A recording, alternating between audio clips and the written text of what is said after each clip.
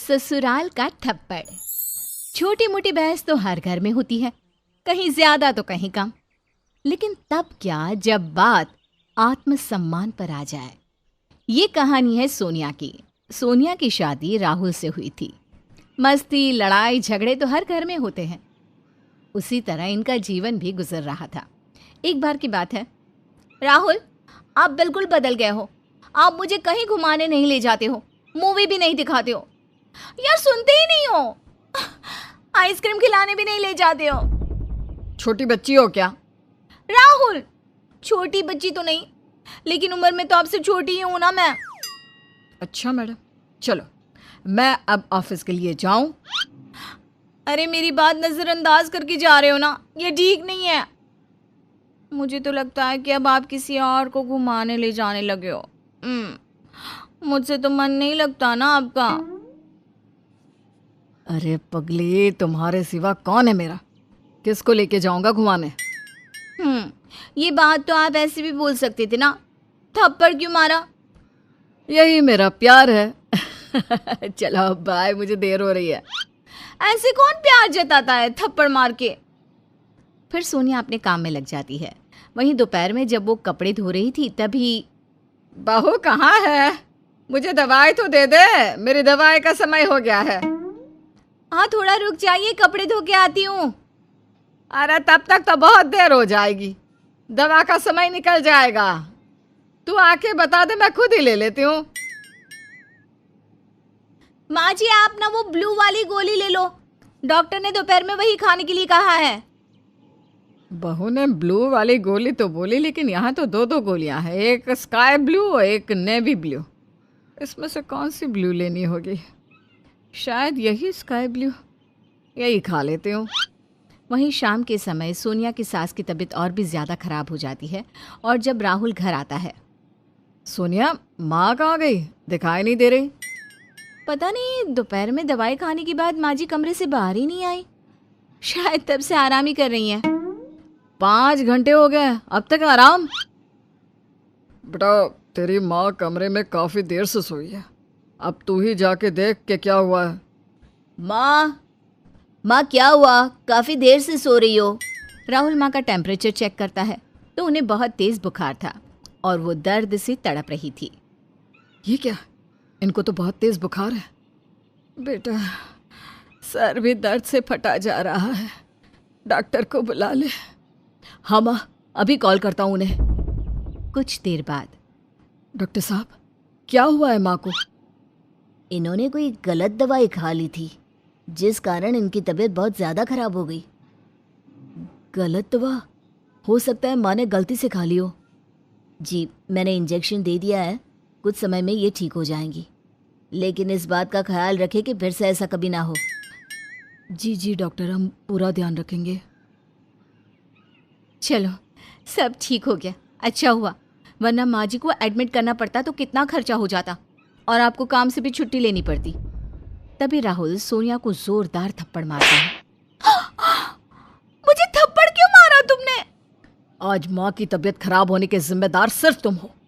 तुम्हारे ही कारण माँ की हालत सीरियस हो गई थी। एक काम तुमसे ढंग से नहीं होता क्या?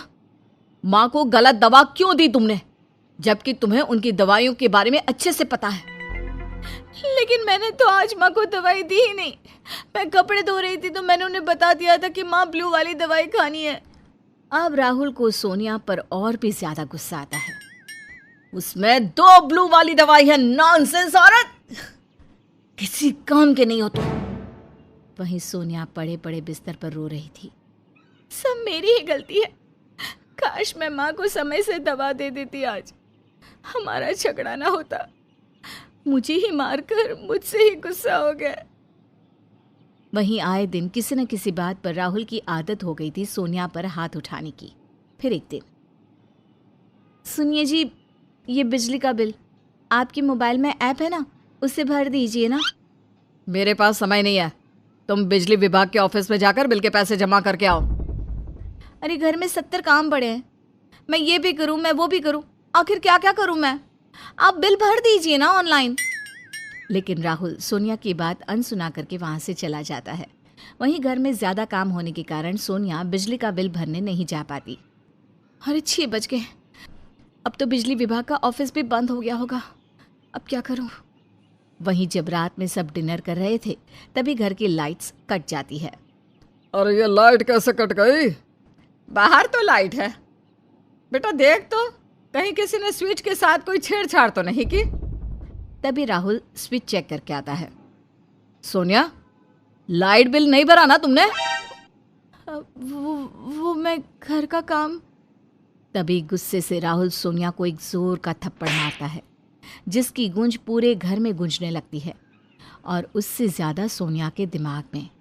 तभी सोनिया गुस्से से रोते हुए कमरे में चली जाती है। बेटा, तूने बिना मतलब बहू पर हाथ उठा दिया।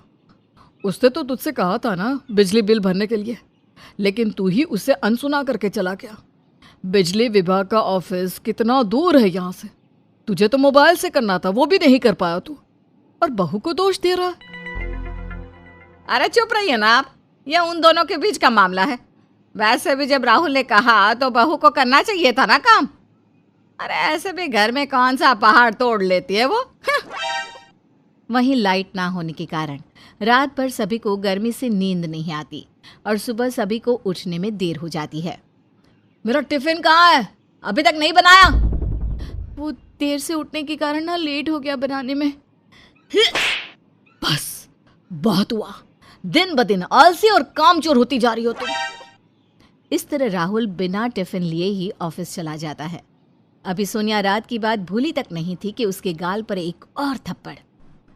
माँ जी, मुझे आपसे कुछ बात करनी थी। बोल, क्या बात है? माँ जी, इनको समझाइए ना, हर बात पर मुझे थप्पड़ मार देते हैं। गलती मेरी हो या ना हो, बिन बात के ऐसे कौन करता है?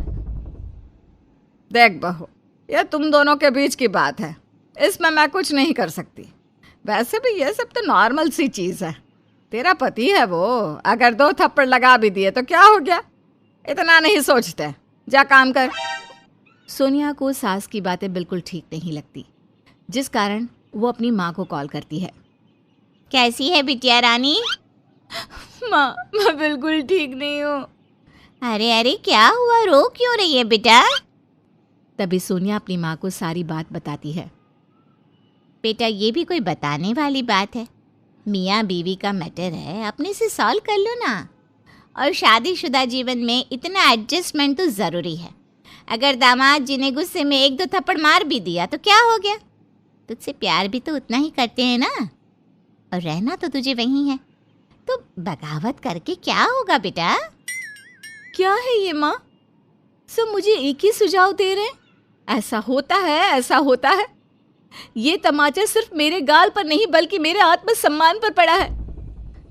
आज ये मुझ पे हाथ उठा रहे हैं, कल को जाने क्या करे। नहीं, अब मैं ऐसा नहीं होने दूंगी, कोई मेरा साथ दे या ना दे।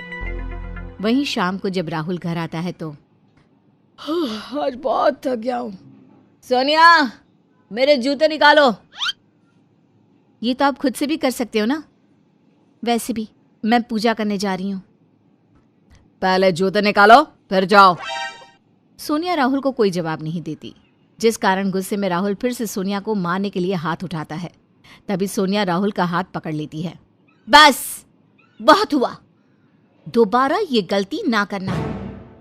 सोनिया ने पहली बार राहुल का विरोध किया था। ये देखकर राहुल को काफी शौक लगा कि एक ही दिन में इतना परिवर्तन कैसे। अब सोनिया राहुल का हर काम करके तो देती, लेकिन कोई भी गलत बात या गलत हरकत वो गलती से भी बर्दाश्त ना करती। फिर एक दिन, सोनिया, सोनिया कहाँ हो? क्या हुआ, कहिए। ये मेरी शर्ट पर का दाग छूटा क्यों नहीं? हाथों में जोर नहीं है क्या? अब कपड़े भी साफ नहीं होते तुमसे। दूसरी शर्ट पहन लीजिए ना, कपड़े के तार में जंग लग गया है, शायद उसी का दाग है ये। लाइए, मैं इसे धो देती हूँ। तुम्हें एक्सक्यूज देना अच्छे से आता है ना? हाँ? फिर राहुल सोनिया को थप्पड़ मारने जाता ही है कि सोनिया उसका हाथ पकड़ लेती है और वो भी उसे मारने के लिए हाथ उठा देती है। यह देखकर राहुल सहम सा जाता है। सोनिया ने पहली बार ऐसा किया था। तुम्हें मारना मेरा इंटेंशन नहीं है राहुल, आई नो। शायद मेरे हाथ उठाने से तुम्हारा मेल ईगो हर्ट हो। अगर मैं तुम्हें सम्मान देती हूँ तो मैं बदले में सिर्फ सम्मान की ही उम्मीद करती हूँ। बिन बात के बार बार थप्पड़ मारना कहाँ का इंसाफ है, बताइए तो। अगर मैंने अभी तुम पर हाथ उठा दिया तो दुनिया की नज़रों में तो मैं ही गलत बन जाती ना। तो जब तुम मुझे बिना बात के थप्पड़ मारते रहते हो तो मुझे कैसा लगता होगा? जब जब तुमने मुझे थप्पड़ मारा है वो मुझसे ज्यादा मेरे आत्मसम्मान को थप्पड़ लगता है, जो मैं अब बर्दाश्त नहीं कर सकती। सोनिया ने पहली बार राहुल के सामने मुंह खोला था। वहीं सोनिया की बातें सुनकर राहुल की आंखें नम हो जाती है और उसे अपनी गलती का एहसास होता है और अंत में सोनिया की उसके आत्मसम्मान के लिए उठाई गई आवाज़ सफल होती है।